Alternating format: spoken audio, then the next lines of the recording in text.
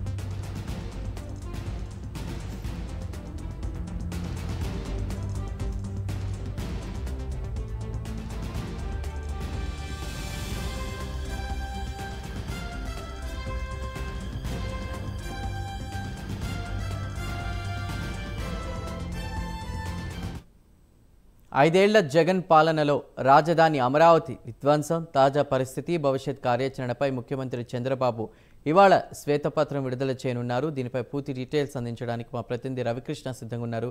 రవికృష్ణ, కీలకమైన శాఖలు ప్రాజెక్టులపై రాష్ట్ర ప్రభుత్వం విడుదల చేస్తున్న శ్వేతపత్రాలు ఇది రెండోది కదా, ఎలా చూడాలి?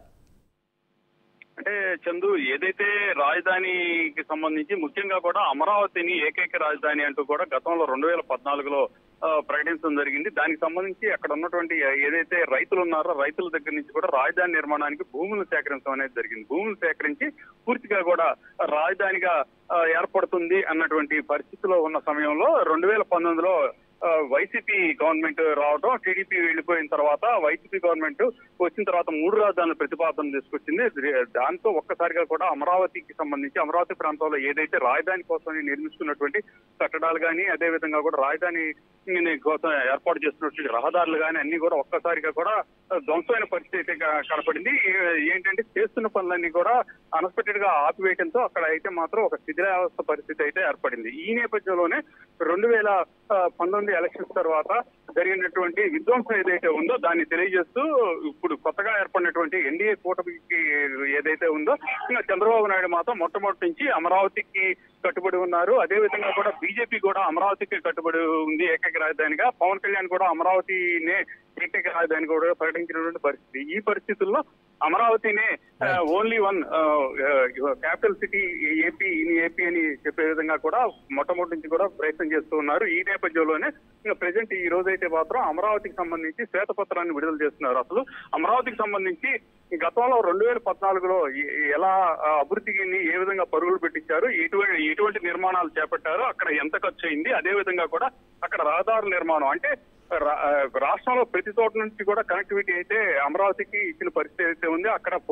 6 lanes కి సంబంధించినటువంటి రోడ్లు అయితే నిర్మించేందుకు ప్రతిపాదనలు కూడా గతంలో పట్టుకొచ్చారు. ఇప్పుడైతే మాత్రం దీనికి సంబంధించి అమరావతికి సంబంధించి మాత్రం పూర్తి స్థాయిలో కూడా అభివృద్ధి చేసే ఏ విధంగా చేయాలి అనే దాని మీద ఒక శ్వేతపత్రాన్ని అమరావతి జరిగిన విధ్వంసం సంబంధించిన అంశాలు పొందుపరిచేటువంటి పరిస్థితి అయితే ఉంది. Right Ravikrishna, thank you.